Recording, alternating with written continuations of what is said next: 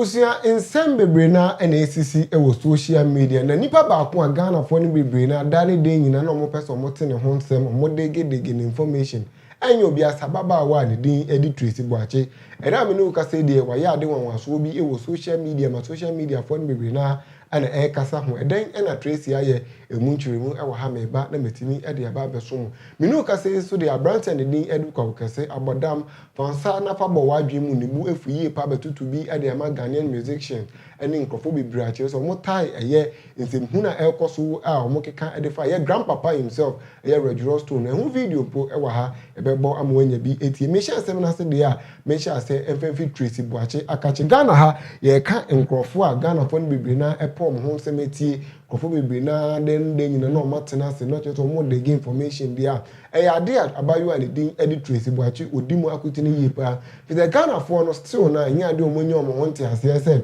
Tracy Boakye ye nche da ehu edwuma oye na so echina na oposti ka ochina na oposti fie ene na okọ holidays ochina na oye se bebree na ase da bi e wo se Ghana fo ye di ni tutu form na ehu se de ne brabo ene ne mebi ekọ ebe mo mpo adwene ne se ade a owo sugar daddy bi ewo baabi anase ade a chese politicians ni bi na esogu enenum nkrofo bebree na ana omudin abebon Tracy Boakye stories ni mo me no ka say de Tracy de onfa odogo bi enu abe anato onfa boge enye so ya me no be ka say video a Tracy abebe posti ede ya to social media no me na me ka me chiro ohun ebetimi edwuru yi papa ebe ye onwanwa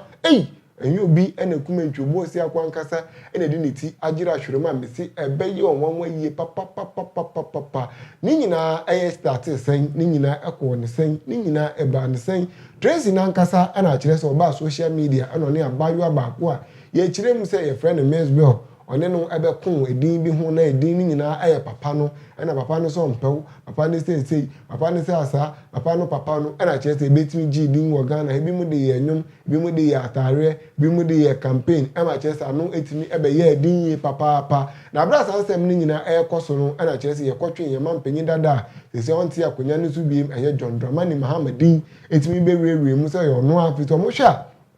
nkrofo me anyway NDC fo a dane de nyina na mo ye campaign e de ma NDC fo ana ye hu we picture we so picture ni ntina bebre na susu se ye mampanyi ana kire se ye friend papa no iwo ma ana san eba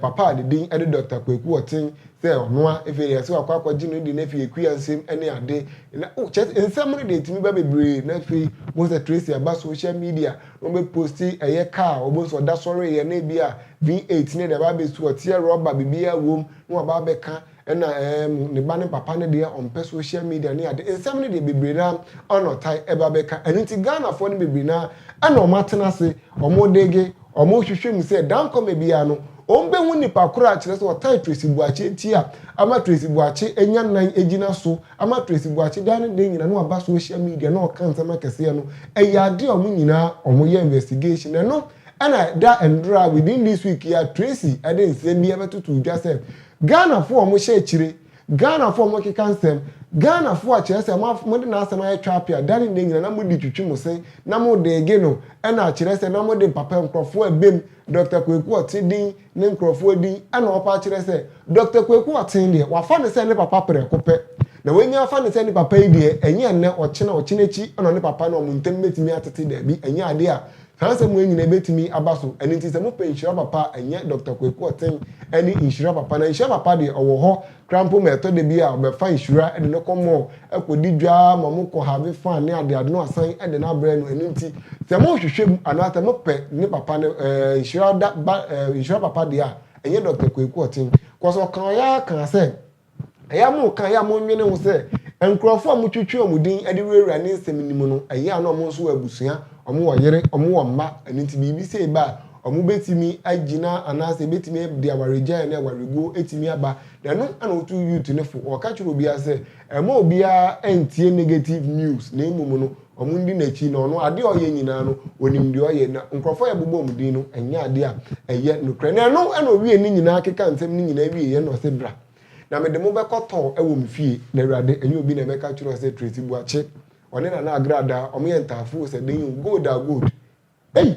gold mu Pro Max ankasa na Tracy dia hyehye ne fie ya o hwe dem from living room to bedroom to washroom to kitchen room bibia room ni nyina no utimu se ampa Tracy de sika de sisi a bon a ote bia nkasa sisi a no Ghana fo ana mo ye hwehwem Ghana fo ana e kasa ho bi mu mpo e bo na ba se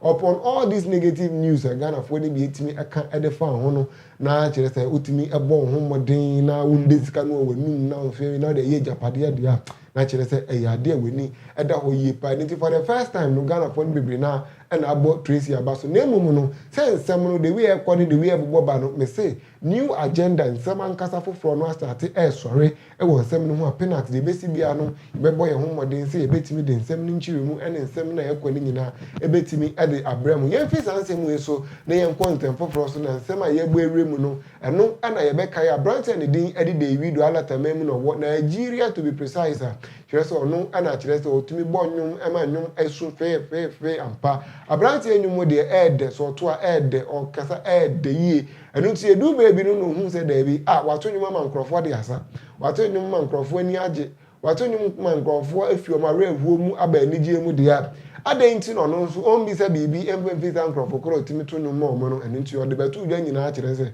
Ghana fo Nigeria fo South Africa fo Angola chese obi biara o mo pe na asem no o mo nsende ni sika o mo bibi mo din bi o Ghana obo America obo Chatawale obo Stoneboy obo Dako Vibes obo Igbe Edem mu nyina edi ngom se be ye o mo nsende ni sika na bra san se mu nyina beto odwa no na wakwa creative bank account foforo a kire se teku sempoa emponim na so abra ni nyina kwa wiye no na sika abrante na nya within in less than 24 hours there otumi tampa na sikafo yonkofa de eyade a eye ne no na Ghanaians ni bi nso eba social media be ye bi sesi asa na tie de omo nso omo ba be ye bi ne no na efi ahwa be ye bi na brante ana papa ne din e de Regular Stone so etimi ebe ye bi na abro be ye bi no Ghana fo de Ibrade ene yesumi asesum de aba ne de wo de regi omeke kan sem ya e de kire papa yi se ono na efi sika na oba be sere nsem ne de omo kan de ye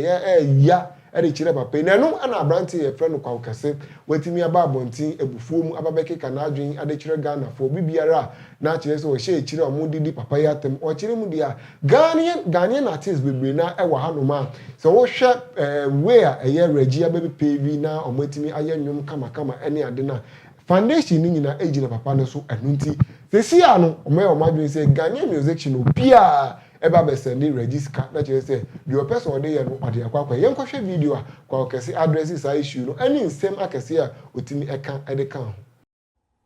people they wait to make you die, then they can't show them a cratchy powers. Hey, Charlie, me, I didn't love this guy before. Hey, this guy be me. Massa, if for no way to make her die before you will give me my glory, oh. What did I say? Regular Stone can put for them, say we or if we send our money. People start the insult them and things. Ghana for you, Jimmy. Meanwhile, when the Nigerian pull up the same thing, even Ghanaians were sending him money. Hey, Munja Jimmy no, we already can't send Regular Stone money.